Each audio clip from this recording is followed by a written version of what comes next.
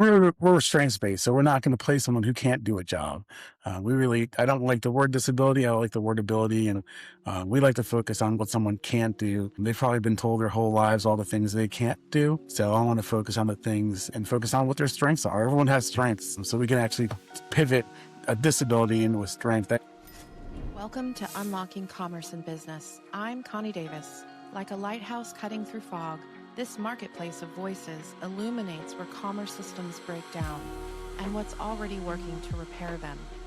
We go deep into communities, exploring where pain hides behind financial systems, uncovering extraction patterns in relationships, blocks in money movement, and barriers creating economic instability for vulnerable populations. From survivors of economic abuse to system innovators, these conversations don't just diagnose, they point toward trauma-informed, human-centered solutions. Essential listening for collaborators, partners, funders, and change-makers building regenerative alternatives. Welcome to the era of restorative commerce. Now let's get into today's conversation.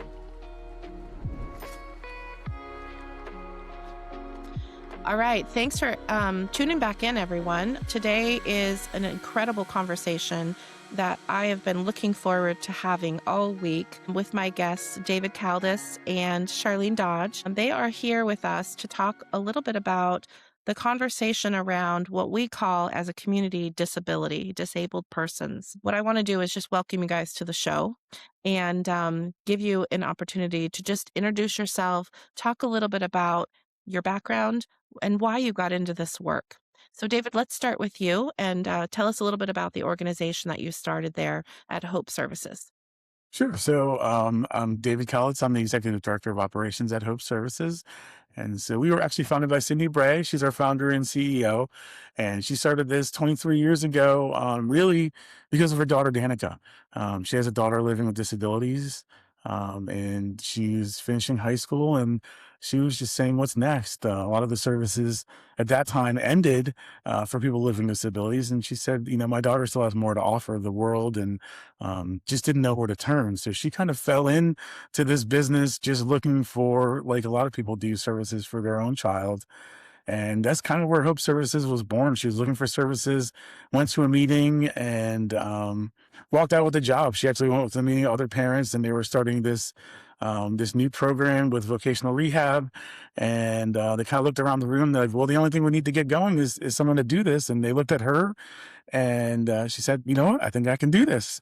And so for a couple of years, she was working for a different provider, and people kept telling her she could do it on her own. And she went home and kind of told her husband, and she said, no, I can't do this. He's like, no, you really can. And that's kind of where Hope Services was born, out of her garage and working from home. And for many years, it was just her doing it by herself.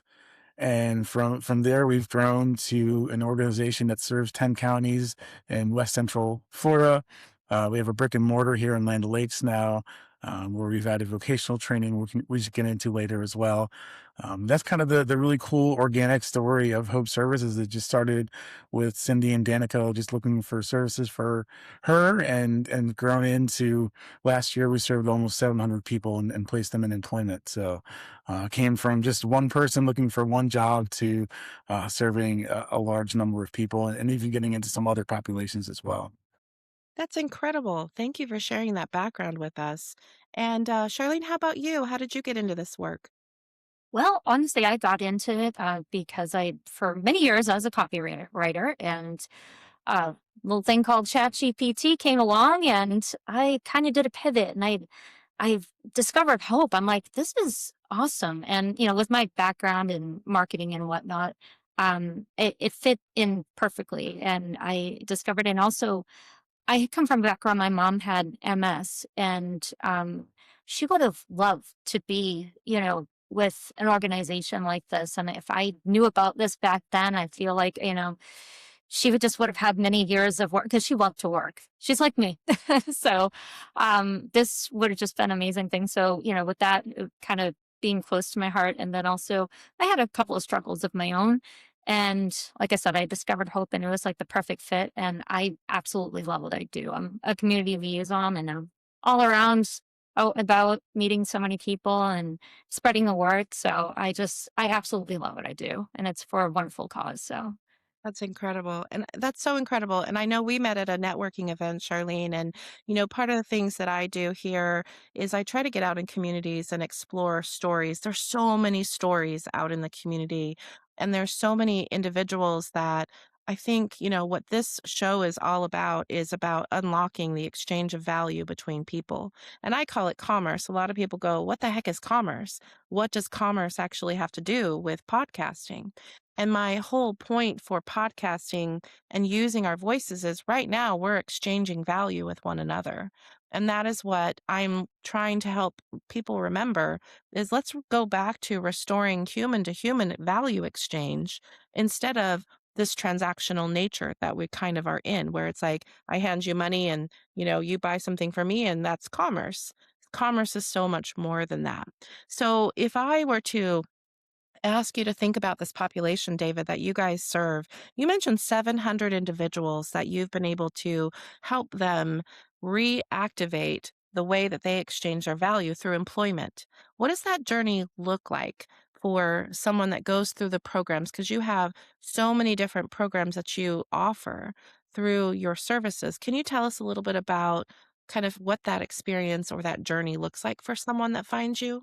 Sure. So usually the front door end is either through our on the job training program or through one of our vocational certifications. So we have four certifications and one in culinary arts, construction, retail, and hospitality. So either they're landing looking for some additional education, or they're coming through looking for on the job training. And that's a really neat program where we actually pay them. We get reimbursed by the state, but we pay them to go work at a job. So we approach businesses and we can bring them an employee that's not on their payroll, but gets to work alongside everybody else.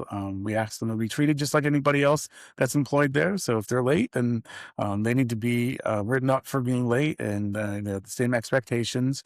But it's really neat because everyone wins in the situation. The employer gets, technically a free employee. Our client gets experience in the job, and they come with a job coach as well. So they partner with one of our job coaches, so they will check in on them. They'll go with them in the first day and make sure they're settled and trained. So it's a really neat, and a lot of times it builds the work environment for the employer as well because they're giving back. Their employees are seeing that they can help someone or give someone a chance. And we're strengths based, so we're not going to play someone who can't do a job. I don't like the word disability. I like the word ability, and we like to focus on what someone can't do. They've probably been told their whole lives all the things they can't do. So I want to focus on the things and focus on what their strengths are. Everyone has strengths. So we can actually pivot a disability into a strength. I actually had a conversation with a father who said, well, I don't think my son can ever work because he's got OCD. And I said, well, what's his compulsion? He's like, oh, well, he hates when things are a mess and he's always picking things up and he's always putting things away. I'm like, well, that sounds like a job. There's a lot of jobs that involve cleaning and then the light bulb just went off in the father's head. And he's like, oh, you know what? Maybe that is a job. So is taking that, what someone sees as a disability and flipping it into that being their ability or their strength. Absolutely. And, humans as a whole, oop, my little dog is making an appearance here. Humans as a whole actually are wired for this negatively because it's trying to keep us in survival, right? So if we think about if we have deficiencies and we're not whole, right? There's an ability, we have all of these senses, we have all of these emotions. Those are all signals to help us understand our environment.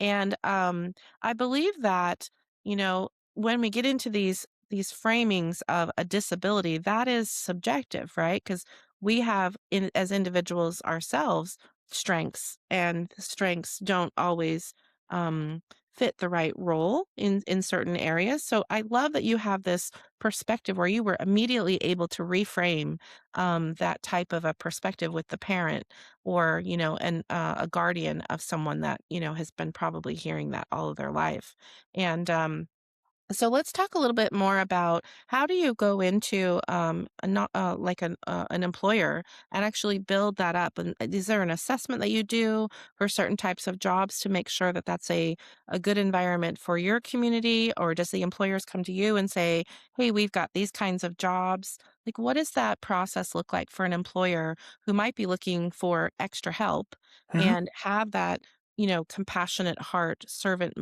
heart leader? In the community around you, how do they find out more and get involved in the program? Sure. So we always love if people come to us looking for it, and I always just, but the employers just say, Write down exactly what you need, so that we can fit." Just going back to that strength base, find someone who has those strengths that fit your needs. So we're always looking for people to come to us, but typically we're going to them because we start with our clients. Some providers do things differently, but we always start with the clients and ask them what they want to do and focus on that. I want to get them whatever that dream job is. If we can make it happen, I want them to do that. So they'll say, I want to work with animals. I only have a 5 mile radius with my transportation. So that's kind of where we start is with the client. And then we'll go out in that 5 mile radius. And we don't have a partnership. That's what our job coach's role is, to go out in the community and find those partners. And sometimes we're welcome with open arms. Sometimes people will shut the door on their face. And a lot of it's just an education because there is that stigma behind the word disability. I know I was actually, before I started here, I was a regular at a restaurant. And so when I started here, they're like, oh, well, talking about what I was doing. And they said, oh, well, we would love to help you guys out, but we're such a small business. We don't think we can fit someone with a wheelchair in here. And I said, I never said anything about a wheelchair. I just said we work with people with disabilities, but that was their automatic picture of when I said disabilities, they pictured someone in a wheelchair. And I was like, well, disabilities is such a broad term. It could be someone dealing with ADHD or depression. They're not in a wheelchair. They're able to walk back here. So a lot of the times it's us going out in the community and making that educational piece with the employers. And the other big thing is because we're saying we're going to bring you a free employee, we're so skeptical these days. When someone says it's free, a lot of times they want to know, well, where's the catch? And I really talking around, there's no catch. It's really just this amazing program where we can bring you someone, an employee that we're paying for a certain amount of time. So it's getting over a couple of those barriers, but a lot more often than not, we see people that are really willing to give someone a chance. And after they try it the first time, I would say 95% of the people come back and say, we want more, we want to participate more because they see that we're bringing them quality, skilled people. And then they kind of forget about that disability word and really do start seeing that people have abilities. Yeah, so we can overcome our implicit bias. And what I love is that you're actually allowing them to kind of come into their own sense of awareness, like, I had that bias, I made an assumption. And I think it's a testament to this lack of awareness that in the systems that kind of support these underserved communities, and I speak a lot about this on this show, there is this undercurrent, there's this trend of systemic underinvestment, and the system has a responsibility to invest in all people that live in its community in some fashion or another. So I love that you're bringing that out. You've kind of cleared out that keep people from stepping closer to individuals. And you're doing some matchmaking, and I think that's really cool. It's matchmaking to help people share their value. What is one of the biggest aha moments that you think an employer had that started with maybe a bias and really turned it around to go, oh my gosh, I didn't even realize that this could help me scale my business? Because that's an area that we believe that, if I'm struggling with, you know, hiring people in off of the street in the typical, recruiting process. How does that change when they work with, like, an organization like yours? And that's one of my favorite things is when we get that phone call of them saying, "Well, can you send me a couple more, just like the person you sent me?" Because there's that initial skepticism of, because the word disability, what are they going to be able to do? And when they go in there and they see the person we sent them, because we match so well, our job coaches are so talented at that we send them a rock star, and actually often we get the call saying, Hey, the person you sent me is outworking my normal employee, my regular employees that I've hired and that I'm paying, and so that's a really one of those moments that's like heartwarming to me, knowing that like, yes, we're sending you quality people. So we just ask like, please spread the word to your friends. Let other businesses know the same thing that just because they're coming in with some sort of hardship doesn't mean they can't be your rock star person. So it's really cool when we get that feedback. And we do quite often. Once in a while, things may not be the best match. Just like with any employee, we all have hired people and it didn't work out. But typically, much more often than not, they end up really working out great. And then we have someone who's a lifer with us, and one of those businesses that is a repeat. Every time they have an opening, we're one of their first calls saying, "Hey, do you have someone who's a good fit?" And I think the other thing is to be honest too. If we don't have someone who matches what their needs are at the time, to be honest and say, no, there's other great people out there. Hopefully you can find them, but we just don't have someone who's a match for you, and not just put a person in a job. We're not like that. We want to put the right person in the right job. I think that's the important distinction. It absolutely is. And you just proved that the etymology behind the word disability, where it says it doesn't mean that it's lacking capacity. The word um, disability actually is the state of not being able to hold or possess. And you just basically proved that the word disability is not serving this community, that they do have the capacity to serve in a role that fits them, that fits their human design, their emotional design, and their ability to exchange their value, which is the definition of commerce. And so I love that you're unlocking that opportunity for so many people. I mean, 700, that's quite a number. And when you think about the amount of time and the effort to recruit, and here it is 700 individuals have been placed, how much time did we save them? How much frustration and agitation and emotional turmoil? And then the same thing on the employer side. So I really commend you guys for the work that you're doing there at your organization. Let's talk a little bit about the some of the trends in the workplace today. I hear a lot of hybrid workforce. What does that mean for your community? Is there such a thing that a hybrid workforce would actually work for, or a work environment for them in a hybrid role? Is that type of thing compatible with the way that you kind of build out your program? That those are great opportunities. Unfortunately, I think there's not a lot of that, and the problem with the work from home positions is they're so competitive. So a lot of our clients do hear about that, and because of the transportation challenges with a lot of the people we work with, not having a robust public transportation here is very difficult for people who aren't able to drive or have never had a license, and a lot of our clients face that. So that can really be a challenge. So those are ideal jobs for us because that would remove one of those major barriers with being transportation. Unfortunately, they're also very competitive jobs. So that's been a little bit of a challenge for us because our clients want come in and say, "I want to work from home job," and it's again a little bit of the education piece. I'm like, yes, those are great. However, when it's a local job, you're only competing within the couple people that can drive to that. When it's a work from home job, you're truly competing technically against the world. Anyone we're living anywhere can apply for those jobs, even in different time zones. So it's some education on that because I think during COVID those jobs became very easy, and it's kind of I think we've kind of focused more back on a lot of companies are coming back in person again. So, but if there are those opportunities, I would love to talk and partner with other employers who offer that because that is truly a great opportunity for our folks who really struggle with the transportation piece and just in general. I would love to see some sort of different answer to address the transportation for our folks with either public transportation or more opportunities for them for sure.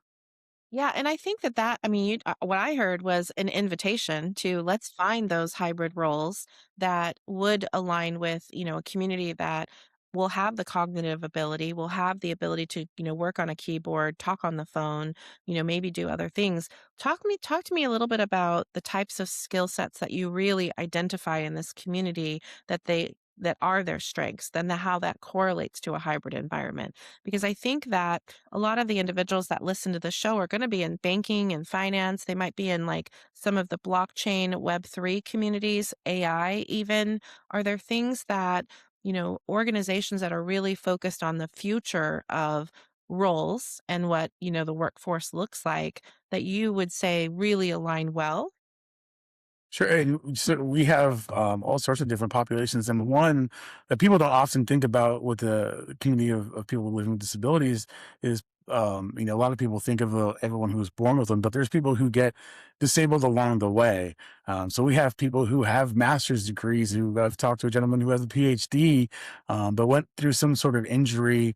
I went through one myself. I'm legally blind in my left eye. I wasn't born that way and went through it in adulthood. So luckily, I'm able to drive still, but some of our folks aren't able to drive for whatever reason, but still have that cognitive ability. They still have that skills. They have that education behind them. They just need the opportunity. They need someone to take a chance on them and give them that opportunity to allow them to either work from home or have a remote position where they maybe only have to come in once in a while. So yeah, that's great conversations to have with other businesses where they can tap in. I hear a lot of people saying it's really hard to find talented folks. Well, we have talented folks. They just need to be given the chance, and maybe just an exception of being able to work from home if they have a typical workforce that comes in person because they can't necessarily get there all the time. But just rethinking how to work with how to find talent in different places because there really is, a large group of us as we get older. We go through some health struggles, and we're not able to get around, but still mentally and able to work. So, yeah, Absolutely. that's a great way to tap that population that a lot of people don't think that we work with. You think of those autistic folks that were born or Non-expressive or things like that. Yeah. Yeah. Well, let's talk about so you mentioned arts and culinary.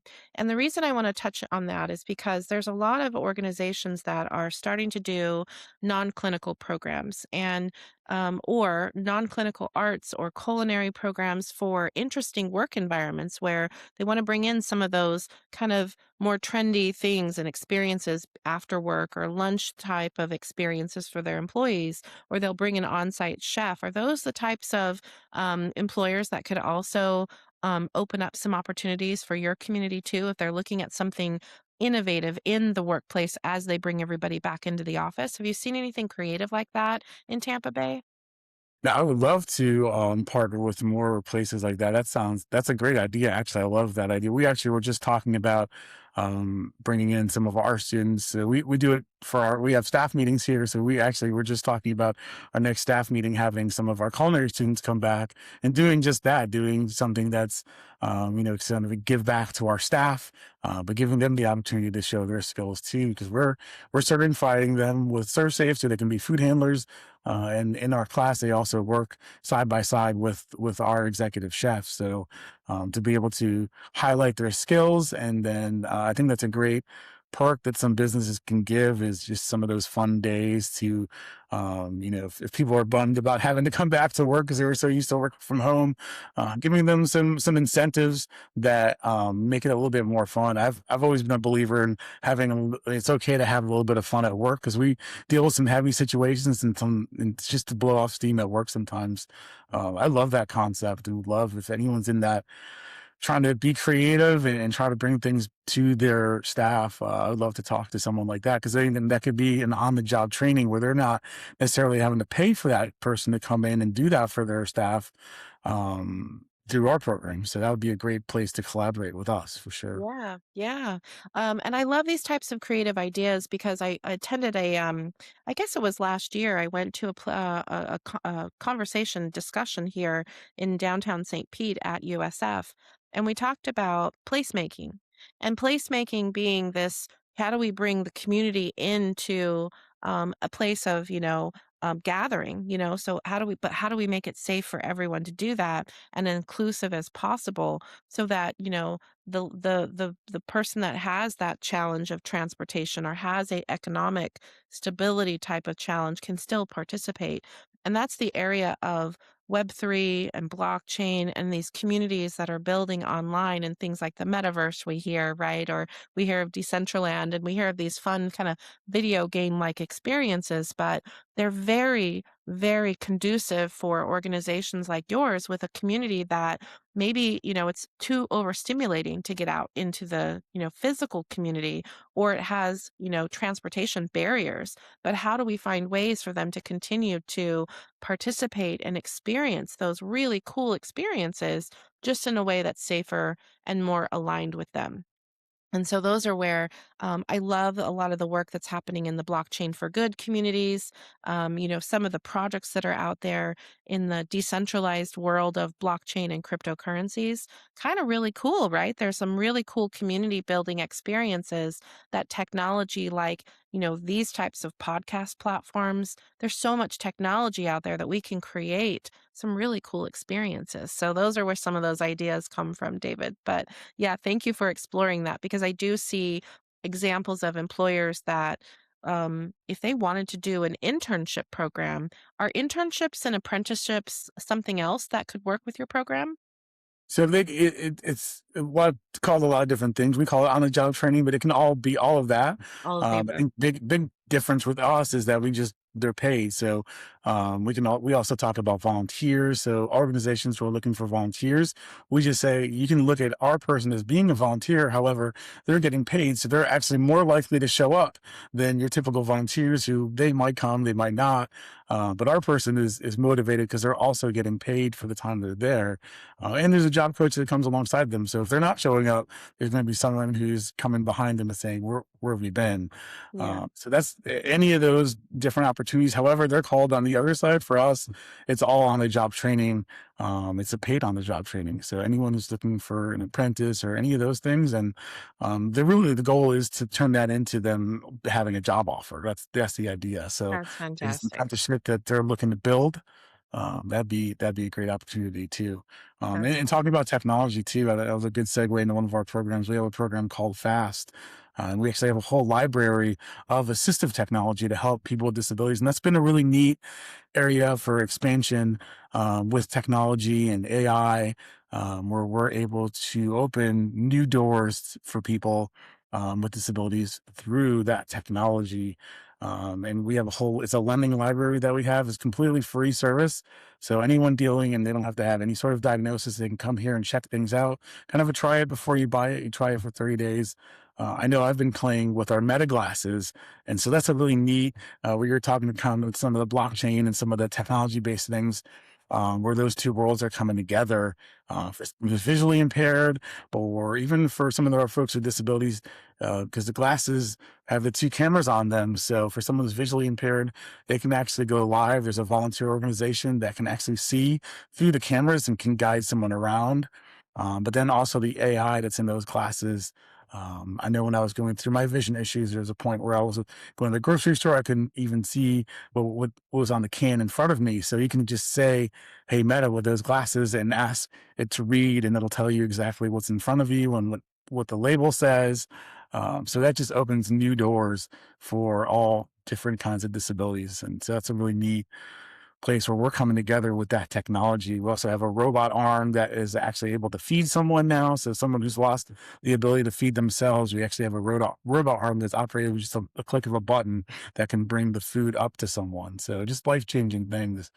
That's incredible. Technology's grown so quickly; it's neat to Yeah. watch. So that tells me that there's a whole new way of thinking about employment. Whereas instead of saying this person's disabled and separating them from the opportunity to really get into a workplace and serve with their strengths and skill sets, is with a little bit of augmentation, they can actually become almost the same parallel of a person that would walk in the street that you would not have that visual implicit bias. That's super cool.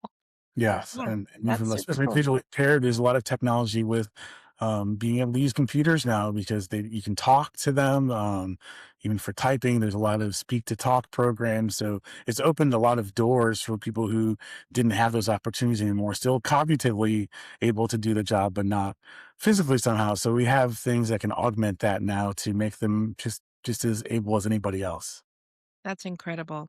That's incredible. So, um, let's talk a little bit more about when I pulled some of the numbers on Florida, it really looks like there's this massive pool of willing and capable contributors on the sidelines.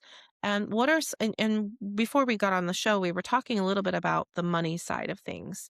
And, with my background in financial services, I want to talk about some of the let's just call them again, just kind of stigmas around, maybe on your community side of the banking industry and what they need for money movement and where they have limitations. Because I've also heard that there's, limitations in how much money that they can actually hold and still be on some of the disabled programs that really bring them all of the services you're talking about.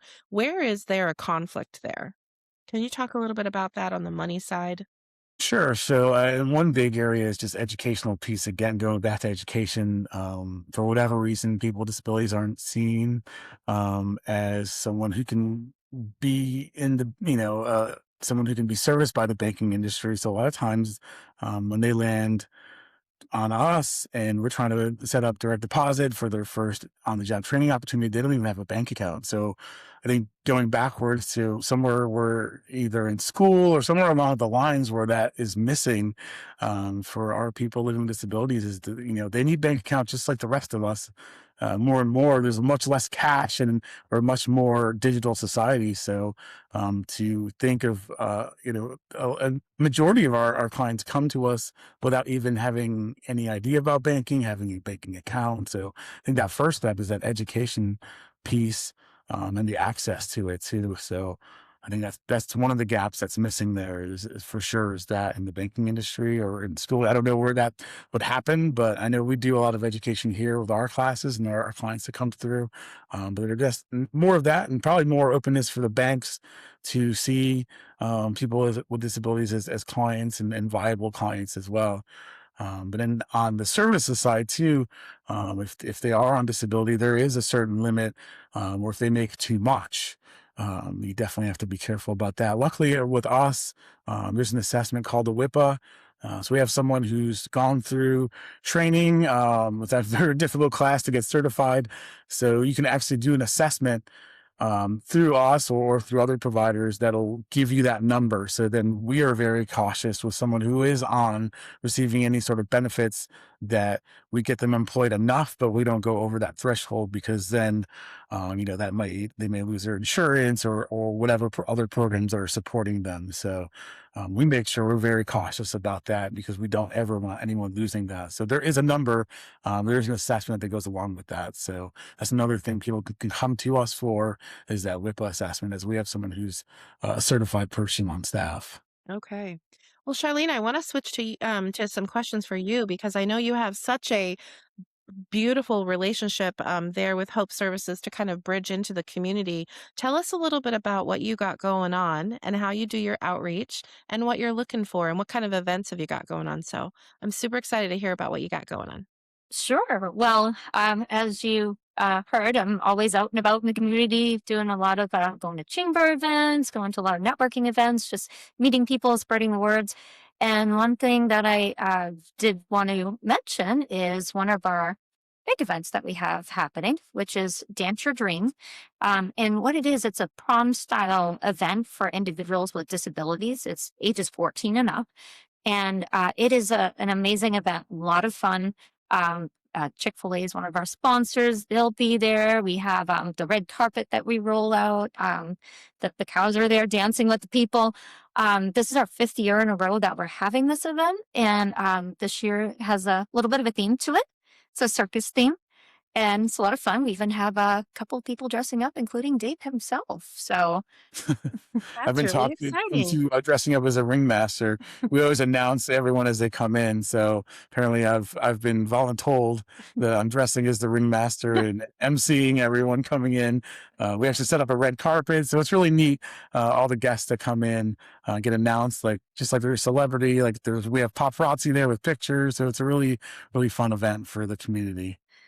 yeah, That's this year really we'll exciting. have, oh, sorry. Yeah, we'll have some stilt walkers, and we're still looking for a juggler. So if anybody knows how to juggle, send them our way.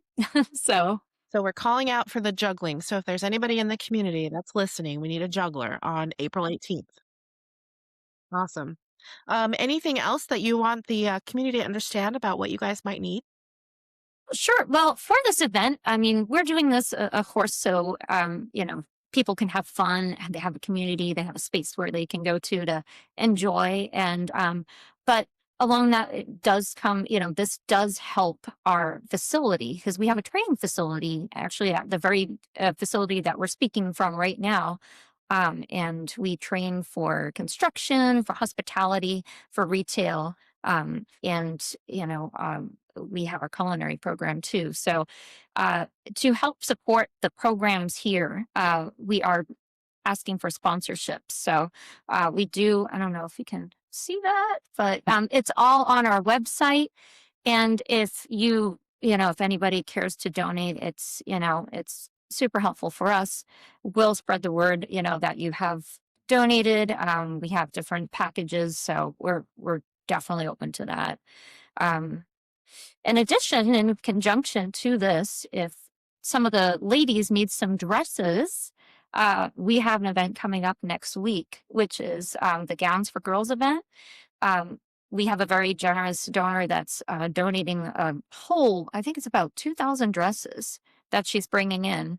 And it's at Wesley Chapel District Park, which is the same location the dance is at, too. So, and this is from 10 to 2 next weekend on Saturday.